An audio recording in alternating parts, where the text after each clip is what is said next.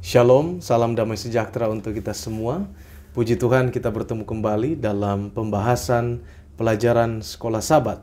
Dan puji Tuhan kita tiba pada pelajaran yang ketiga dari pelajaran sekolah Sabat kita sepanjang triwulan ini yang judulnya adalah pendidikan. Dan judul pelajaran kita yang ketiga ini adalah hukum sebagai guru. Sebelum kita akan belajar lebih lanjut pelajaran sekolah Sabat ini, mari kita tunduk kepala dan kita berdoa. Bapa kami yang di sorga, kami datang kepadamu, memohonkan kiranya Tuhan menolong kami ketika kami akan mempelajari pelajaran sekolah Sabat ini.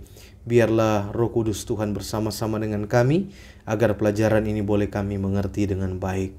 Terima kasih Bapa, dalam nama Yesus kami berdoa dan mengucap syukur. Amin. Hukum sebagai guru.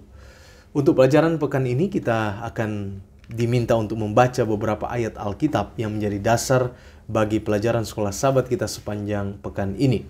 Beberapa pelajaran, beberapa bacaan Alkitab yang dapat kita baca sepanjang pekan ini adalah Ulangan 6 ayat 5, Ulangan 31 ayat 9 sampai 27, Roma 3 ayat 19 sampai 23, Wahyu 12 ayat 17, Wahyu 14 ayat 12, Markus 6 ayat 25 sampai dengan 27, dan Ibrani 5 ayatnya yang ke-8. Sementara itu untuk ayat hafalan kita terdapat di dalam Ulangan 6 ayat 5. Kasihilah Tuhan Allahmu dengan segenap hatimu, dan dengan segenap jiwamu, dan dengan segenap kekuatanmu. Dalam memberi peringatan terhadap orang-orang Galatia melawan legalisme, Paulus menulis dalam Galatia 3 ayat 21, sebab andai kata hukum Taurat diberikan sebagai sesuatu yang dapat menghidupkan, maka memang kebenaran berasal dari hukum Taurat. Nah, sudah tentu kita melihat di sini bahwa jika hukum dapat memberikan kehidupan, maka itu adalah hukum Allah. Tetapi maksud Paulus ialah di sini bahwa bagi kita orang berdosa, bahkan hukum Allah sekalipun tidak dapat memberikan hidup. Mengapa demikian? Karena di dalam Galatia 3 ayat 22 disebutkan di sana, tetapi kitab suci telah mengurung segala sesuatu di bawah kekuasaan dosa, supaya karena iman dalam Yesus Kristus, janji itu diberikan kepada mereka yang percaya. Namun demikian, jika kita tidak dapat memberikan hidup kepada orang-orang berdosa, apakah tujuannya selain daripada menunjukkan kepada kita kebutuhan kita akan kasih karunia? Apakah hukum Taurat hanya berfungsi untuk hal negatif dengan menunjukkan kepada kita dosa kita? Itu mungkin pertanyaan kita. Tidak, hukum juga ada di sana untuk mengarahkan kepada kita jalan kehidupan yang hanya dapat kita temukan di dalam Yesus Kristus. Itulah sebabnya kehidupan kasih karunia, kehidupan yang penuh iman dan penurutan pada Kristus menjadi hal yang penting untuk kita lakukan di dalam kehidupan kita. Dan kita dapat melihat di sini bahwa pada saat kita melihat seperti apa hukum ini, bahwa meskipun itu tidak menyelamatkan kita, tetapi itu justru dapat mengajar kita tentang iman, tentang kasih karunia, dan tentang kasih Allah kepada manusia yang telah jatuh ke dalam dosa. Jadi hukum ini kita tempatkan sebagai guru di dalam kehidupan kita. Bagaimana kita mengasihi dan kita takut akan Tuhan, hukum ini mengajarkan kepada kita.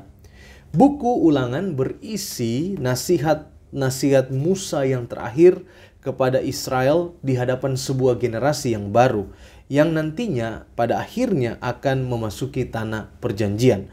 Namun sebelum mereka melakukannya, Musa memiliki kata-kata instruksi yang sangat jelas yang dituliskan di dalam kitab Ulangan tersebut. Nah, kalau kita baca Ulangan pasal 31 ayat 9 sampai dengan 13, maka kita akan temukan di sana apa maksudnya takut akan Tuhan. Konsep takut akan Tuhan. Tuhan sengaja membuat beberapa aturan yang terdapat dalam hukumnya bagi orang Israel. Dia membuat setiap ketentuan sehingga hukum-hukumnya ini tidak pernah akan dilupakan oleh mereka.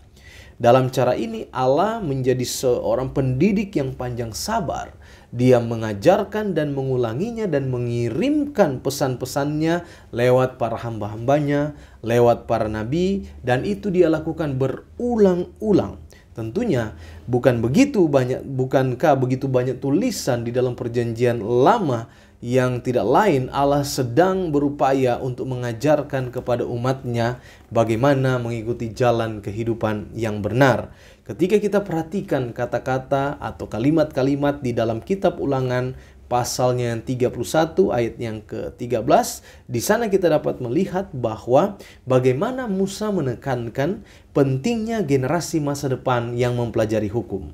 Musa menggambarkan itu sebagai proses dua langkah. Yang pertama adalah anak-anak diajar mendengar hukum Allah, dan yang kemudian mereka akan belajar untuk takut akan Allah. Jadi yang pertama adalah proses mendengar, dan yang kedua adalah belajar untuk takut akan Allah. Jadi inilah yang dinamakan takut akan Allah. Jadi apakah arti takut akan Allah? Bila mana orang mengatakan kasihilah Tuhan Allahmu dengan segenap hatimu, dengan segenap jiwamu, dengan segenap kekuatanmu. Ulangan 6 ayat 5. Maka kita dapat melihat di sana bahwa ketika kita takut akan Allah, langkah pertama yang perlu kita lakukan adalah kita mendengar apa yang diterangkan oleh hukum Allah di dalam kehidupan kita. Nah, saudara-saudara yang dikasihi oleh Tuhan Yesus Kristus, ketika Musa mengetahui bahwa dia akan segera mati, maka dia sadar bahwa keadaannya dan dia tidak akan meninggalkan apa-apa. Dia tahu bahwa setelah kematiannya, kemudian orang Israel ini akan masuk ke tanah perjanjian. Dia juga mengetahui bahwa mereka akan menjadi pemberontak setelah menuju mencapai satu tempat yang mereka telah lama rindukan.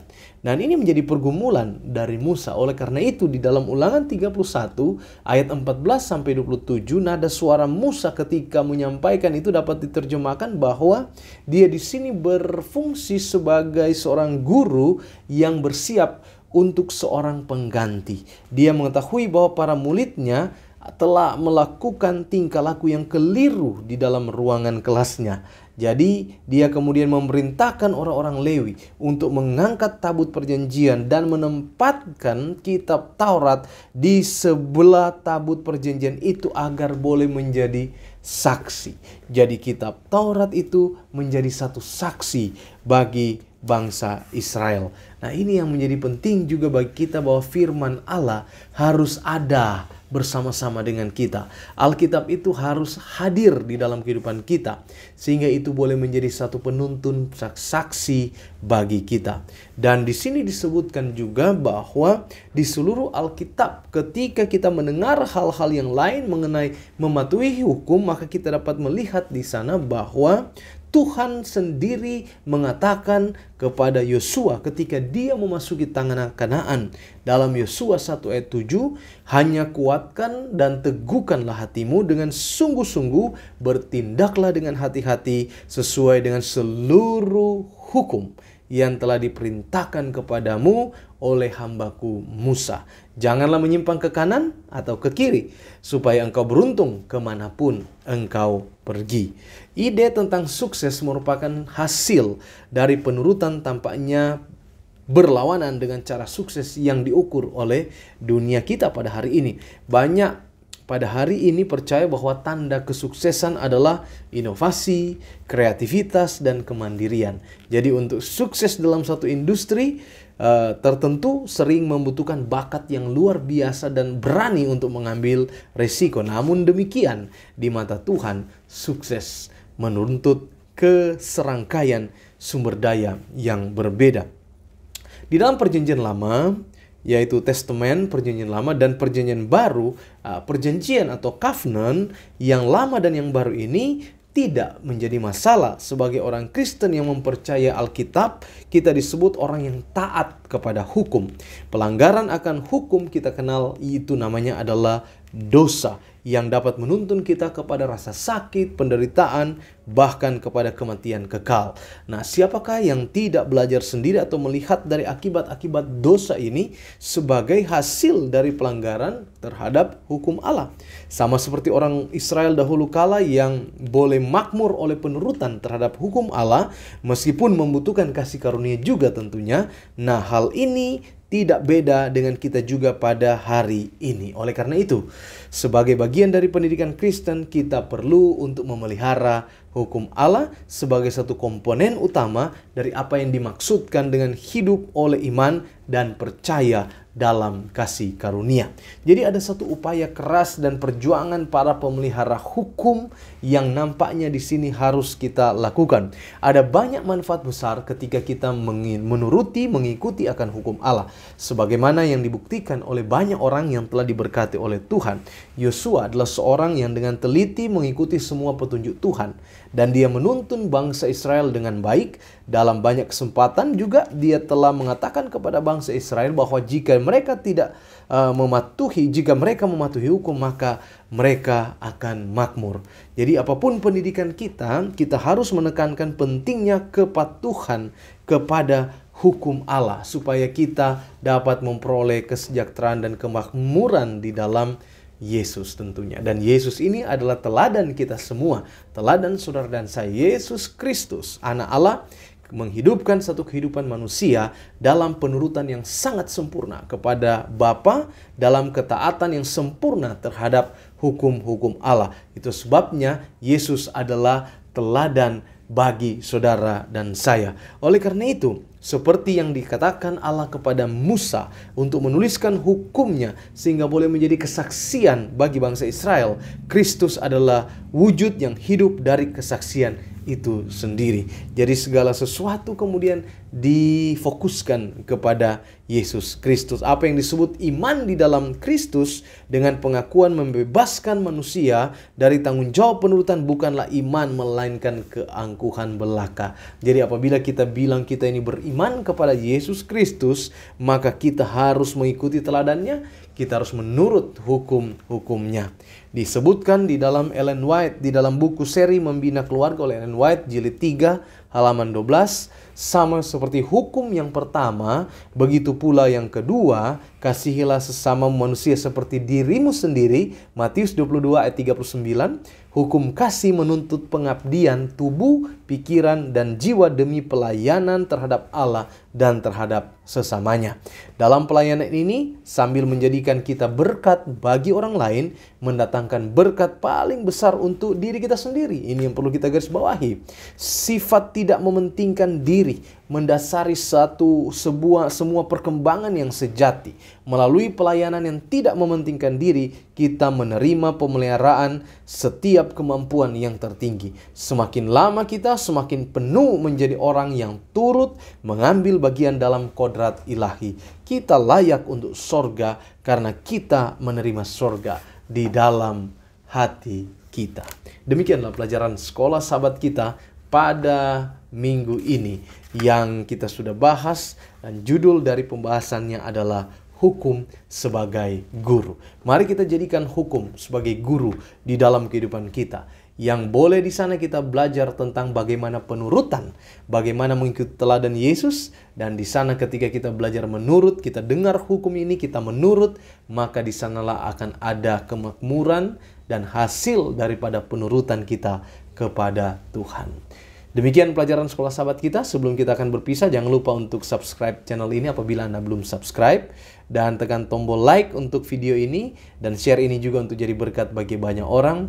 Dan silakan berkomentar, menyampaikan pertanyaan sehubungan dengan materi yang kita bahas. Tuhan memberkati kita semua. Sampai jumpa lagi. Amin.